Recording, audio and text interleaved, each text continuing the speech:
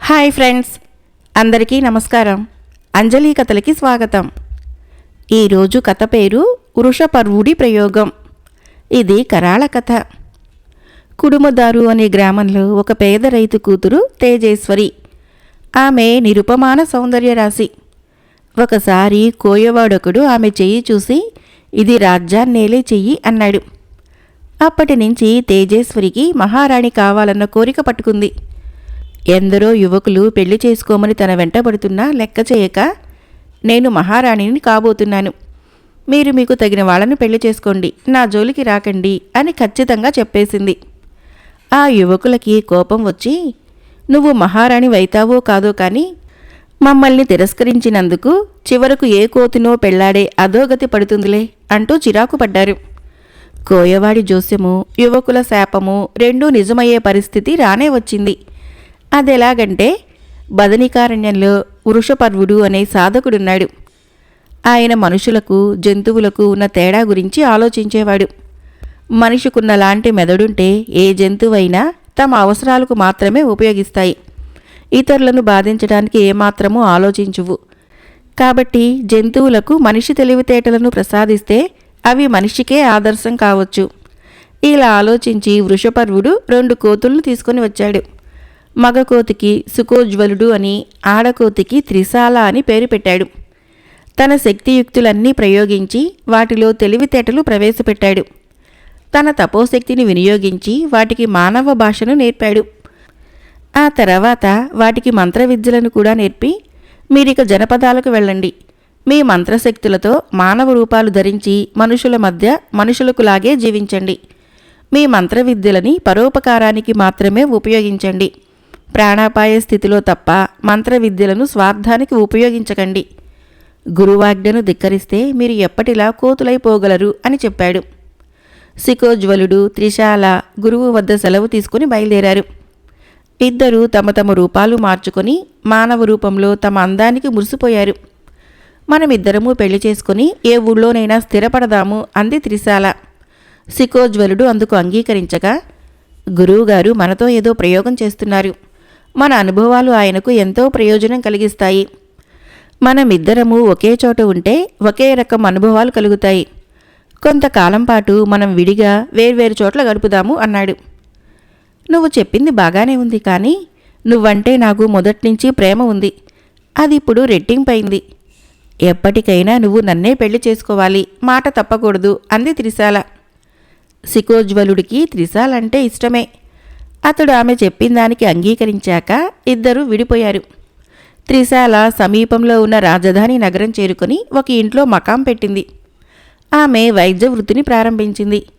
తన వద్దకు వచ్చే రోగులతో ఆమె, నేను ఎలాంటి జబ్బునైనా తగ్గించగలను, అలాంటి మందులు నా వద్ద ఉన్నాయి, ఆ మందులు పనిచేయాలంటే మీరు దుర్బుద్ధిని విడిచిపెట్టాలి, సద్బుద్ధిని అలవర్చుకోవాలి అని చెప్పేది. అంతేకాదు, తన మంత్రశక్తితో ఆమె రోగులకు వాళ్ళు చేసిన తప్పులు గ్రహించి తెలియచెప్పేది, వాటికి ప్రాయశ్చిత్తం చేసుకోమనేది. ఆమెకు అపూర్వ శక్తులున్నాయని రోగులు నమ్మారు. ఇక శిఖోజ్వలుడు జనపదాల్లో సంచరిస్తూ కుడుమదారు గ్రామం చేరుకుని తేజేశ్వరి గురించి తెలుసుకున్నాడు. అతడు ఆమెను కలుసుకొని, నేను నిన్ను మహారాణిని చేస్తాను, అందుకోసము నేనేం చెప్పినా చేయగలవా అన్నాడు. ముందు నేను మహారాణి కావాలి, ఆ తర్వాతనే నువ్వేం చెప్పినా చేస్తాను అంది తేజేశ్వరి. నిన్ను మహారాణిని చేస్తాను, ఆ తర్వాత కోతిని పెళ్లి చేసుకోమంటే చేసుకుంటావా అన్నాడు శిఖోజ్వలుడు. తేజేశ్వరి ఏమీ ఆలోచించకుండా సరేనన్నది. ఈ మాట నువ్వు మనస్ఫూర్తిగానే అంటున్నావా? ఎందుకంటే మహారాణి అయ్యాక నిజంగానే నువ్వు కోతిని పెళ్లి చేసుకోవలసి ఉంటుంది, ఆ తర్వాత నువ్వు మాట తప్పకూడదు అన్నాడు శిఖోజ్వలుడు. సామాన్యురాలిగానే ఇచ్చిన మాటను తప్పను, మహారాణిగా మాట తప్పుతానా? నేను మనస్ఫూర్తిగానే నీకు మాట ఇచ్చాను అన్నది తేజేశ్వరి. అయితే నాతో పద అన్నాడు శిఖోజ్వలుడు. తేజేశ్వరి భయపడలేదు, సంకోచించలేదు, అతడితో కలిసి బయలుదేరింది. ఇద్దరూ కలిసి కొంత దూరం వెళ్ళి ఒక నిర్మానుష్య ప్రదేశం చేరుకున్నాక, కాబోయే మహారాణివి, ఇలా సామాన్యంగా కనపడటానికి వీల్లేదు అంటూ శిఖోజ్వలుడు ఏవో మంత్రాలు ఉచ్చరించాడు. అంతే, తేజేశ్వరి ఒంటి మీద పట్టు వస్త్రాలు సకలాభరణాలు చేరుకున్నాయి. నిజంగానే మహారాణిలాగా ఉన్నది. సికోజ్వరుడు కూడా ఆమె అందానికి అబ్బురపడుతూ, కాబోయే మహారాణివి, నిన్నిక నడిపించకూడదు అన్నాడు. అంతే, వారి ముందు జోడు గుర్రాలు పూంచిన రథం ప్రత్యక్షమైంది. ఆ రథమెక్కి ఇద్దరూ రాజధానిలోని కోటకు చేరుకున్నారు. అక్కడ కాపలా భటులు వారిని లోపలికి వెళ్ళనివ్వలేదు. సికోజ్వలుడు తన మంత్రశక్తితో తామిద్దరికీ అదృశ్య రూపాలు వచ్చేలా చేశాడు. తర్వాత ఇద్దరూ కోటలోకి ప్రవేశించి సభను చేరుకున్నారు. ఆ దేశపు రాజు దండసేనుడు సభ తీర్చి ఉన్నాడు. అప్పుడు ఆయన పరమమూర్ఖుడు. అది ఆధారంగా చేసుకుని కొందరు స్వార్థపరులు అవినీతికి పాల్పడుతూ అమాయకులకు అన్యాయం చేస్తున్నారు. ఆ రోజు సభలో దుర్గయ్య అనే పేద రైతు జస్వంతరాయుడు అనే భూస్వామిపై ఫిర్యాదు తెచ్చాడు. రాయుడు పశువులు దుర్గయ్య పొలంలో పడి మేసి పంటను నాశనం చేశాయి. అందుకు తిరుగులేని సాక్ష్యాలున్నాయి. కాబట్టి తనకు నష్టపరిహారం కావాలన్నాడు దుర్గయ్య. విచారణ ప్రారంభమైంది. మామూలుగా అయితే ఇలాంటి సందర్భాల్లో జస్వంతరాయుడు వంటి వాళ్ళు డబ్బిచ్చి అబద్ధపు సాక్ష్యాలు చెప్పించేవాళ్ళు. కానీ త్రిశూల రాజధానిలో వైద్యం ప్రారంభించాక చాలామంది దేశ పౌరుల్లో మార్పు వచ్చింది. వాళ్లలో దుర్గయ్య పొలంలో రాయుడు పశువులు మేస్తూ ఉండగా చూసిన సాక్షులు ఉన్నారు. వాళ్ళు డబ్బుకు లొంగలేదు, అబద్ధం చెప్పలేదు. అందుకని రాజాస్థానంలోని అవినీతి పరులు రాజుకి ఈ విధంగా సలహా ఇచ్చారు. ప్రభు, మనిషి తప్పు చేయవచ్చును, కానీ మూగజీవులు ఎవరికీ అన్యాయం తలపెట్టవు. రాముడి పశువులు ఇతరుల పొలాలలో మేయవు. కాబట్టి అవి ఏ పొలంలో మేస్తే ఆ పొలము రాముడిదే కావాలి అంటూ వారనేసరికి దండసేనుడు శభాషాన్ని మెచ్చుకొని అలాగే తీర్పునిచ్చాడు. దుర్గయ్యకు ఉన్న పొలం ఒకటే ఆధారం. ఈ తీర్పు వింటూనే అతను స్పృహ తప్పి నేలకూలాడు. అతడు చనిపోయాడని రాజు నొచ్చుకోబోతే, ప్రభు, ఇది ఒకందుకు మంచిదే. దుర్గయ్య పేదవాడు. తమ తీర్పు విని తాను మరింత పేదవాడినయ్యనానని భావించి మరణించాడు. ఈ విధంగానే తమరు తీర్పులిచ్చుకుంటూ పోతుంటే దేశంలోని ఒక్కో పేదవాడే మరణిస్తాడు. మన దేశంలో కొంతకాలానికి పేదవాళ్లే ఉండరు. పేదరికాన్ని నిర్మూలించటానికి ఇంతకంటే గొప్ప ఉపాయం ఏముంటుంది అన్నారు సలహాదారులు. దండసేనుడికి ఇది కూడా నచ్చింది. ఆయన వెంటనే, ఈ మాత్రం దానికి తీర్పు దాకా ఎందుకు, దేశంలోని పేదలందరినీ వెతికి వెతికి చంపిద్దాం అంటూ ఉండగానే దుర్గయ్య తేరుకొని లేచాడు. వాడిని చంపండి అన్నాడు రాజు. భటులు దుర్గయ్య మీదకు లంఘించబోయాడు. అప్పుడు దుర్గయ్య, భగవంతుడా, ఈ మూర్ఖపు రాజు నుంచి నువ్వే నన్ను కాపాడాలి అంటూ దేవుణ్ణి ప్రార్థించుకున్నాడు. ఈ దృశ్యాన్నంతటినీ అదృశ్య రూపంలో చూస్తున్న సికోజ్వలుడు తన మంత్రబలంతో రాజభటుల్ని స్తంభింపజేశాడు. తర్వాత తాను తేజేశ్వరి యథారూపానికి వచ్చారు.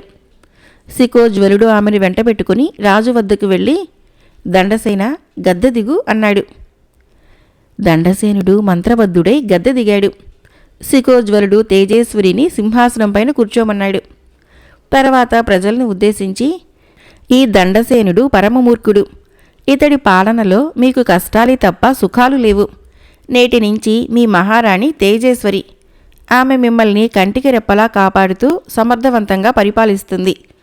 అంతా ఈమెకు సహకరించండి. సహకరించని వారిని దేవుడు శిక్షిస్తాడు అన్నాడు. సభికులందరూ తేజేశ్వరికి జయ జయధ్వానాలు పలికారు. మంత్రులు, దండనాయకులు తేజేశ్వరి వశమయ్యారు. ఆమె వెంటనే దండసేనుణ్ణి చెరసాలలో వేయించింది. ఆ తర్వాత మంత్రుల్ని పిలిచి ప్రజా సంక్షేమ పథకాలని చర్చించింది. వారిలో సమర్థులెవరో అవినీతిపరులెవరో అర్థం చేసుకుంటూ ప్రజాక్షేమమే ధ్యేయంగా రాజ్యపాలన కొనసాగించింది. అలా 6 నెలలు గడిచాయి. ఈ 6 నెలలు రాజ్యపాలన చేసి అసలు శిశులు మహారాణిని అనిపించుకుంది.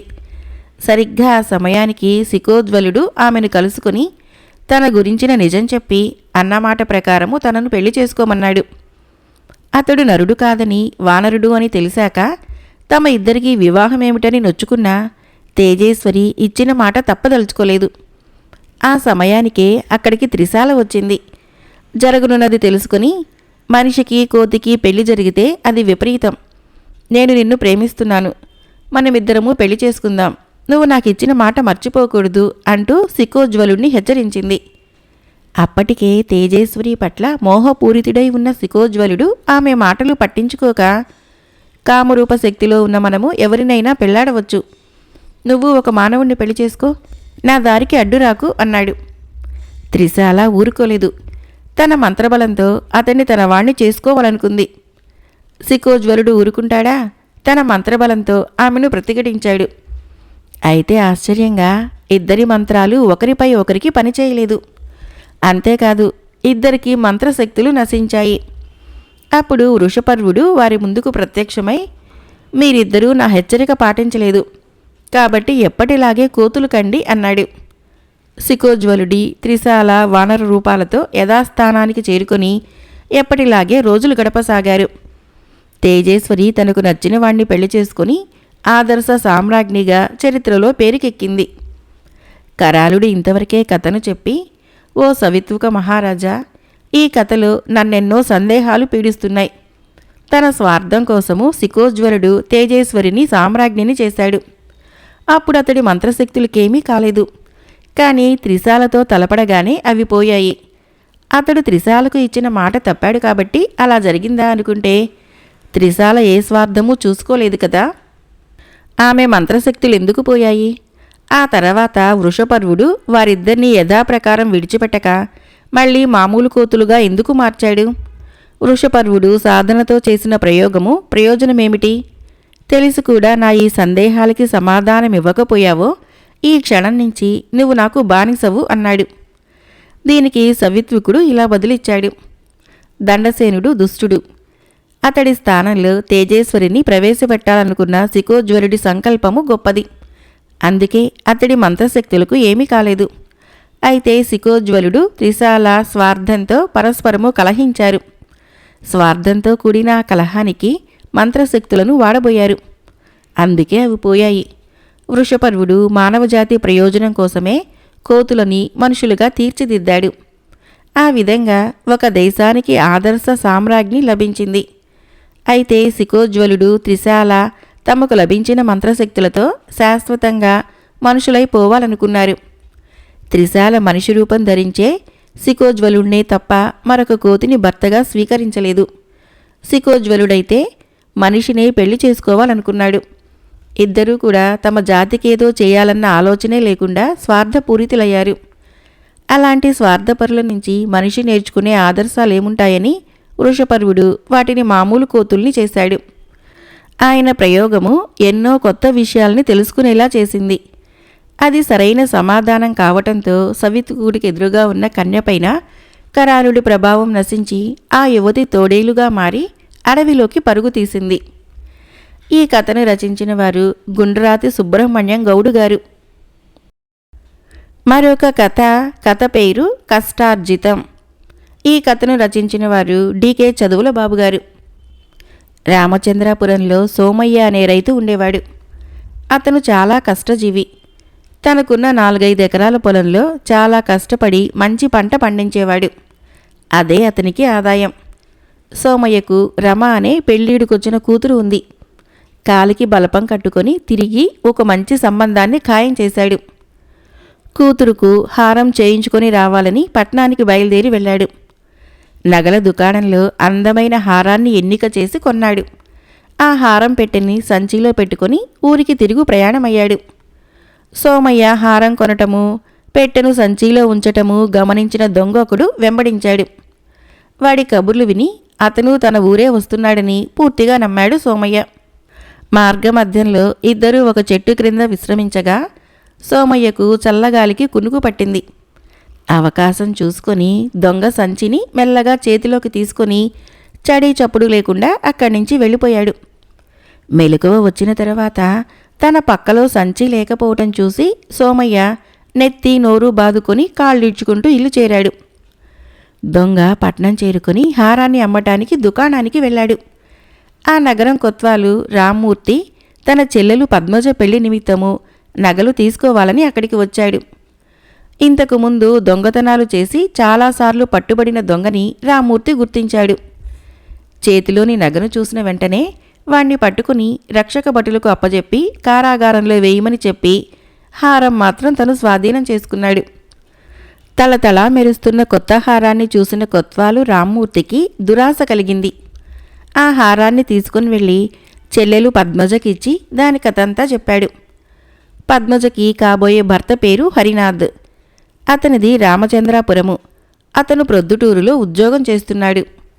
తండ్రి స్వగ్రామంలో ఉంటూ తోటలు ఆస్తి చూసుకుంటున్నాడు. హరినాథ్ కుటుంబ సంప్రదాయం ప్రకారము మగపిల్లవాడి పెళ్లి వాళ్ళింట్లోనే జరగాలి. అందుకని పద్మజ పెళ్లి రామచంద్రాపురంలోనే జరగనున్నది. ఆ రోజు పద్మజ హరినాథ్ల పెళ్లి రోజు. హరినాథ్ ఇల్లు తోరణాలతోనూ బంధువులతోనూ కళకళలాడుతోంది. హరినాథ్ ఇంటికి 4 ఇళ్ల అవతల ఉంటాడు సోమయ్య. హారం పోయిన నాటి నుంచి దిగులుతో ఏ పని చేయకుండా గడుపుతున్నాడు. అతని కూతురి పెళ్లి ఇంకా 4 రోజులు మాత్రమే ఉంది.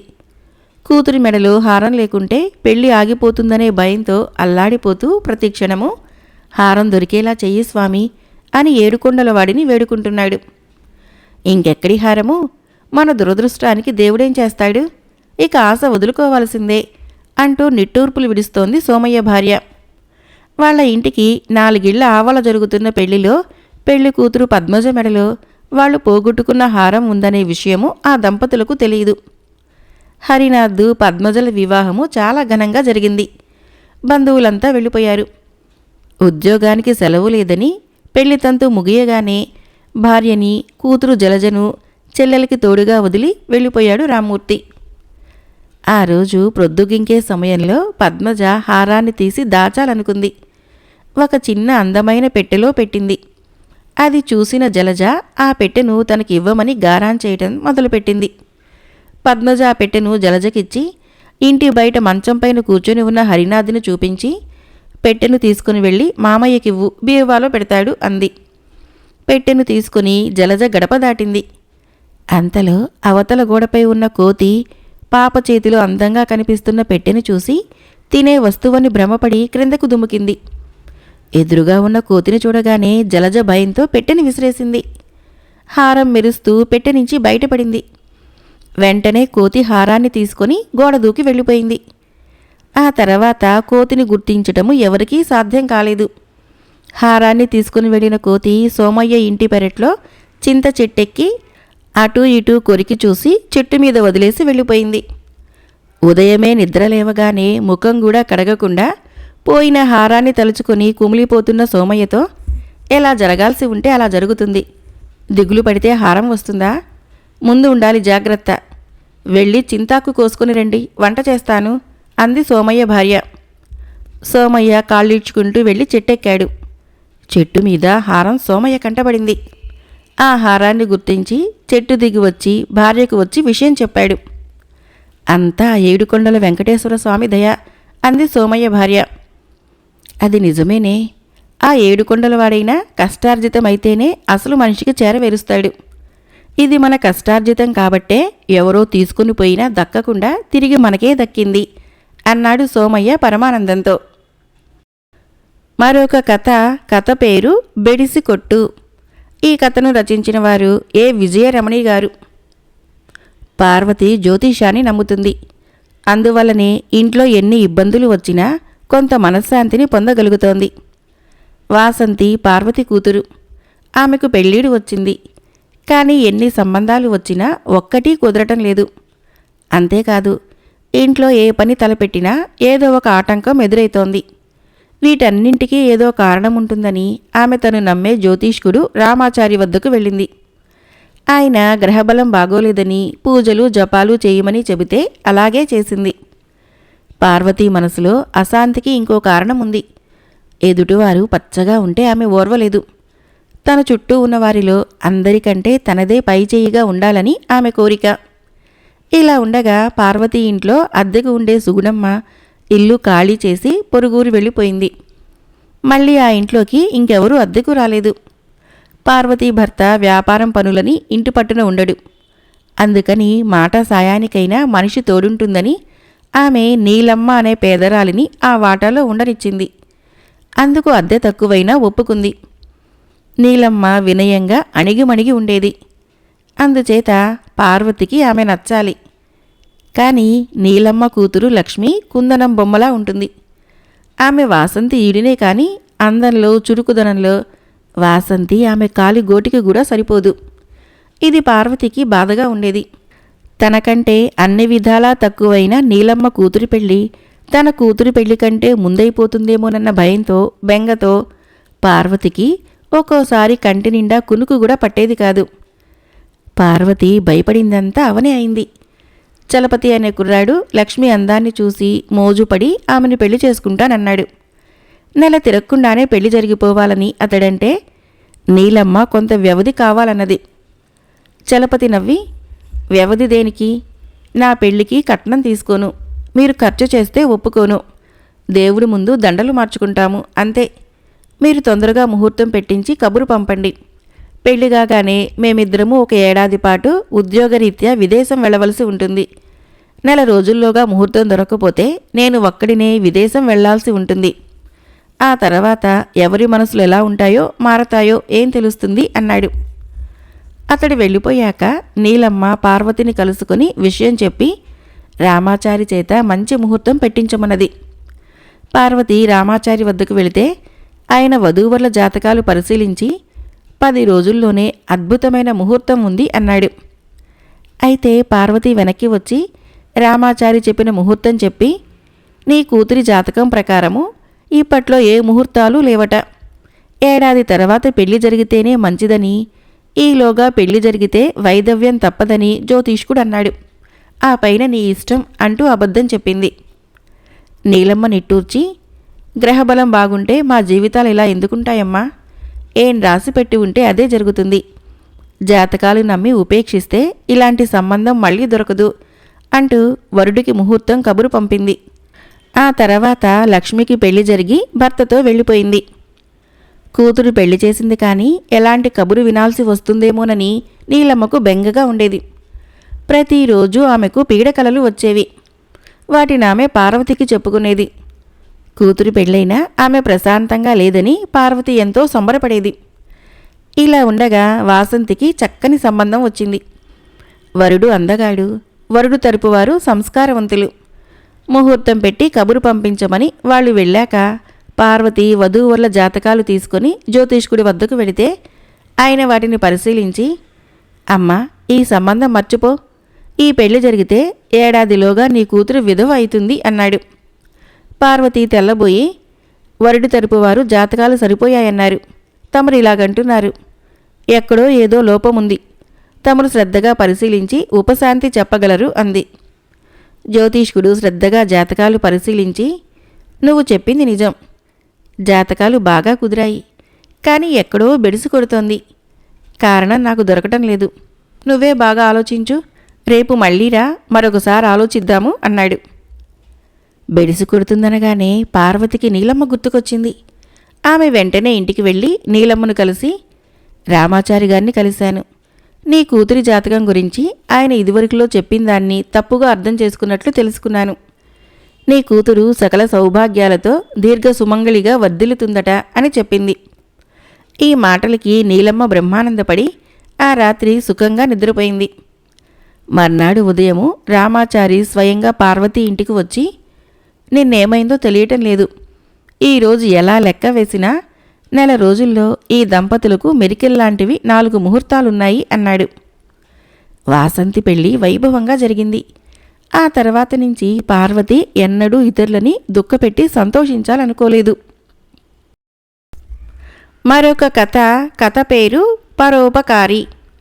ఈ కథను రచించిన వారు ఎన్ శివనాగేశ్వరరావు గారు. హరితపురం అనే గ్రామంలో సుందరయ్య, లక్ష్మి అనే పేద దంపతులు ఉండేవారు. వాళ్లకు శివుడు అనే కొడుకు, ఒక చిన్న పూలతోట ఉండేవి. శివుడి తల్లిదండ్రులు ఆ పూలతోటనెంతో అపురూపంగా ప్రాణప్రదంగా చూసుకునేవారు. వాళ్ళ చెయ్యి తాకితే ఆ తోటలోని ఎండిన మొక్కైనా పచ్చగా మారేది. శివుడి తల్లి అదంతా వనదేవత తమ మీద చూపే దయ అని కొడుక్కి తరచూ చెబుతూ ఉండేది. ఒకసారి శివుడి తల్లికి జబ్బు చేసింది. వైద్యం చేయించడానికి డబ్బు లేక శివుడి తండ్రి సుందరయ్య వడ్డీ వ్యాపారి వైకుంఠం దగ్గరకు అప్పు కోసం వెళ్ళాడు. వైకుంఠము అప్పుకు చక్రవడ్డీలు కట్టి గ్రామంలో ఎందరి ఆస్తులో తన సొంతం చేసుకున్నాడు. వైకుంఠము సుందరయ్య పూలతోటని హామీగా పెట్టుకుని 100 వరహాలు అప్పుగా ఇచ్చాడు. ఆ డబ్బుతో సుందరయ్య భార్యకు వైద్యం చేయించినా ప్రయోజనం లేకుండా పోయింది. శివుడు తల్లి జబ్బుతో కన్ను మూసింది. ఆమె చనిపోయే ముందు కొడుకును దగ్గరికి పిలిచి, శివుడు, వనదేవత దయగల తల్లి, ఆ తల్లిని ఏనాడూ మరువకు అని చెప్పింది. సంవత్సరం గడిచినాక వైకుంఠము సుందరయ్యతో, నువ్వు తీసుకున్న అప్పు వడ్డీతో కలిసి 500 వరహాలైంది. అది తీర్చే వరకు నీ పూల తోట నా స్వాధీనంలో ఉంటుంది అని చెప్పి తోటను స్వాధీనం చేసుకున్నాడు. ఆనాటి నుంచి శివుడు తండ్రితో పాటు పూల తోటలో తోటమాలిగా పనిచేయసాగాడు. మరొక సంవత్సరం గడిచిపోయాక వైకుంఠము సుందరయ్యతో, వడ్డీ అసలుకు 4 ఈ బాకీ నీ జీవితంలో తీర్చలేవు. ఈ రోజు నుంచి నీ కొడుకును నా ఇంటి దగ్గర పని చేయనియ్యి, అలాగైనా కొంత బాకీ తీరుతుంది అని చెప్పి శివుణ్ణి తన ఇంటి నౌకరుగా చేసుకున్నాడు. ఆ విధంగా ఇంకొక సంవత్సరం గడిచిపోయింది. వాడికి తను తండ్రి వైకుంఠానికి ఎన్నాళ్లు పాటు వెట్టి చాకిరీ చేసినా తమ బాకీ తీరదని అర్థమైపోయింది. ఒకవేళ వనదేవత కరుణిస్తే తమ కష్టాలు తీరవచ్చునేమో అని ఆలోచించి వాడొక రాత్రివేళ సమీపంలో ఉన్న అడవికి పారిపోయాడు. అది మండు వేసవికాలం. శివుడు అడవిలో తనకు కనిపించిన కొలను నీళ్లతో ఆ చుట్టుపక్కల ఎండిపోతున్న మొక్కలని తడపసాగాడు. వాడా విధంగా 1 రోజుల పాటు శ్రమించాక వనదేవతకి వాడి మీద దయ కలిగింది. ఆమె ఒకనాడు శివుడికి ప్రత్యక్షమై, శివుడు, నీ సేవలు నాకు ఎంతో తృప్తి కలిగించాయి, ఏం కావాలో కోరుకో అన్నది. శివుడు వైకుంఠము చక్రవడ్డీ పేరుతో తనని తన తండ్రిని ఎలా బానిసలుగా చేశాడో చెప్పుకున్నాడు. అప్పుడు వనదేవత దయగా నవ్వి వాడికొక చెట్టు కొమ్మ నుంచి బంగారంలా మిలమిలా మెరుస్తూ వేలాడుతున్న కాయనొక దాన్ని చూపించి, ఆ కాయ నా మహిమ వల్ల నీకు కనిపిస్తున్నది. దాన్ని తిన్నావంటే నీవెవ్వరికంటికి కనిపించవు. నీ సమస్యను తెలివిగా పరిష్కరించుకో. అయితే ఒక్క షరతు, నీ సమస్య పరిష్కారం కాగానే నా దగ్గరకు రా. అప్పుడు నీ రూపం నీకు ప్రసాదిస్తాను. ఏమాత్రం ఆలస్యం చేసినా నేను నీకు కనపడను. అప్పుడు శాశ్వతంగా నువ్వు అదృశ్య రూపంలోనే ఉండిపోతావు అని హెచ్చరించింది. శివుడు వనదేవతకు నమస్కరించి కాయ కోసి తిని తన గ్రామం చేరాడు. ఈ లోపల శివుడు పారిపోయాడన్న కోపంలో ఉన్న వైకుంఠము వాడి తండ్రి సుందరయ్యని చెట్టుకు కట్టి చింతబరికతో బాదుతున్నాడు. ఇది చూస్తూనే అదృశ్యంగా ఉన్న శివుడు ఒక్క పరుగున పోయి వైకుంఠం నడుం మీద బలంగా తన్నాడు. ఆ దెబ్బకి వైకుంఠం ఎగిరి దూరంగా పడ్డాడు. చుట్టూ చేరిన జనము అలా ఎందుకు జరిగిందో తెలియక ఆశ్చర్యపడుతూ ఉన్నంతలో శివుడు చింతబరికను తీసుకొని వైకుంఠాన్ని ఎడాపెడా బాది అతడి నడు నుంచి వేలాడుతున్న తాళం చెవుల్ని లాక్కొని అక్కడి నుంచి బయలుదేరాడు. చింతబరికే గాలిలో రివ్వురివ్వుమంటూ కదలటము, తాళం చెవులు అలా శూన్యంలో కదిలిపోతూ ఉండటం చూసి జనము ఇదేదో భూతం చేస్తున్న పని అనుకొని అక్కడి నుంచి పారిపోయారు. శివుడు సరాసరి వైకుంఠం ఇంటికి పోయి గదిలో ఉన్న ఇనప్పెట్టె తెరిచి అందులో ఉన్న వడ్డీ పత్రాలన్నీ బయటికి లాగి వాటికి నిప్పు పెట్టాడు. ఇది చూసి వైకుంఠము పిచ్చి పట్టిన వాడిలా కేకలు పెడుతుంటే గ్రామస్తులు చక్రవడ్డీల అప్పుల పీడ విరగడైందని సంతోషంగా చప్పట్లు చరిచారు. శివుడు తన సమస్య పరిష్కారం కావటంతో ఆనందంగా వనదేవతను కలుసుకునేటందుకు బయలుదేరాడు. మార్గమధ్యంలో చీకటి పడింది. వాడొక ఇంటి వసారాలో ఆ రాత్రి గడపాలనుకున్నాడు. అయితే ఆ ఇంట్లో ఉన్న వృద్ధ దంపతులిద్దరూ తమ కుమార్తె పెళ్లి కట్నానికి గాను కూడబెట్టిన 1000 వరహాలని గజదొంగ జగ్గుడు అనేవాడు దొంగిలించుకుపోయాడని విలపించటము వాడి కంటపడింది. అది చూసి శివుడు ఆలోచనలో పడ్డాడు. తన సమస్య పరిష్కారం కాగానే రమ్మని వనదేవత హెచ్చరించింది. కానీ వాడికి ఆ వృద్ధులకు సాయపడటము ధర్మము అనిపించింది. ఇందువలన తను శాశ్వతంగా అదృశ్య రూపంలోనే ఉండిపోవటం జరగవచ్చు. కానీ ఏమైతే అదైతుంది అన్న మొండి తెగింపుతో శివుడు వసారాలో నుంచి బయటికి వచ్చి వీధిలో నడవసాగాడు. ఒకచోట ఇద్దరు ఒక ఇంటికి కన్నం వేస్తూ ఉండటము వాడికి కనిపించింది. వెంటనే వాడు పెద్ద గొంతుతో, ఎవడ్రా వాళ్ళు? ఇది ఈ రాత్రి మీరు చేయబోయే 2వ దొంగతనమా అని కేక వేశాడు. ఆ కేక వింటూనే దొంగలిద్దరూ అద్రిపడి పరిగెత్తసాగారు. శివుడు వాళ్ళని వెంబడించి సూర్యోదయం వేళకు అరణ్య ప్రాంతాన గజదొంగ జగ్గుడుండే కొండగుహను చేరాడు. గజదొంగ తన అనుచరులు చెప్పింది విని కోపంగా, అంత దూరం వెళ్ళి 1000 వరహాలతో తిరిగి వచ్చారా? పైగా ఎవడో ఒకడు కేక వేస్తే పారిపోయి రావటమా? సరే పదండి అంటూ అక్కడికి దగ్గరలోనే ఉన్న జలపాతం కేసి బయలుదేరాడు. ఇది అదనుగా శివుడు గజదొంగ దొంగిలించిన ధనమంతా ఒక మూటగాను, వృద్ధుల 1000 వరహాలని మరొక చిన్న మూటగాను కట్టి అక్కడి నుంచి బయలుదేరాడు. వాడి దారిలో వృద్ధ దంపతుల ధనాన్ని ఇంటి కిటికీలో నుంచి లోపల పడవేసి కొలువు తీరి ఉన్న మయూరపురి రాజు మహదేవవర్మను సమీపించి ధనపు మూటని ఆయన పాదాల ముందు వేశాడు. గాలిలో తేలియాడుతూ ఒక మూట తన పాదాల ముందు పడటము, అందులో విలువైన నగలు మణిమాణిక్యాలు ఉండటం చూసి రాజు ఆశ్చర్యపడుతూ ఉన్నంతలో శివుడు, మహారాజా, ఇది గజదొంగ జగ్గడు ప్రజలను కొల్లగొట్టి దాచిన దొంగ సొమ్ము. నష్టపోయిన వారికి తిరిగి అందచేయండి. ఆ దుర్మార్గుడు దక్షిణ దిశనున్న అరణ్యంలోని ఒక కొండ గుహలో ఉన్నాడు. దానికి దగ్గరలోనే ఒక జలపాతం ఉన్నది అని చెప్పాడు. కంఠస్వరం తప్ప మనిషి కనపడకపోవడంతో రాజు అమితాశ్చర్యం చెంది, మహానుభావ, మా రాజ్యానికింత ఉపకారం చేసిన తమరెవరు అని అడిగాడు. శివుడు బదులు చెప్పకుండా అక్కడి నుంచి బయలుదేరి వనదేవత ఉండే స్థలం చేరి, తల్లి వనదేవత, నేను తిరిగి రావటానికి కొంత ఆలస్యమైంది, క్షమించు అని ప్రార్థించాడు. అప్పుడు వనదేవత స్వరము కోపంగా, నా షరతులను ఉల్లంఘించావు. నీ పని చక్కబెట్టుకుని రమ్మంటే మరికొన్ని పనులకు నేనిచ్చిన శక్తిని ఉపయోగించావు. అందుకు శిక్షగా నువ్వు శాశ్వతంగా నీ రూపాన్ని కోల్పోయావు అని వినిపించింది. దానికి శివుడు, తల్లి, నువ్వే శిక్ష విధించినా సంతోషంగా అనుభవిస్తాను. నా బాధ అంతా నా ముసలి తండ్రి గురించే. ఆయన జీవితము సుఖంగా జరిగిపోయేలా ఆశీర్వదించు అని వేడుకున్నాడు. ఆ వెంటనే వనదేవత ప్రత్యక్షమై, నిన్ను పరీక్షించేందుకు అలా అన్నాను. నీలో స్వార్థం లేదు. నీ పరోపకార బుద్ధి నాకు నచ్చింది. నీకు నీ అసలు రూపం ప్రసాదిస్తున్నాను అని శివుణ్ణి ఆశీర్వదించింది. శివుడు వనదేవతకు కృతజ్ఞత చెప్పుకొని ఇల్లు చేరాడు. వాడి తండ్రి కొడుకు తిరిగి వచ్చినందుకు చాలా ఆనందపడ్డాడు. ఆ తర్వాత శివుడి పూలతోటలో బంగారు గులాబీలు పూశాయి.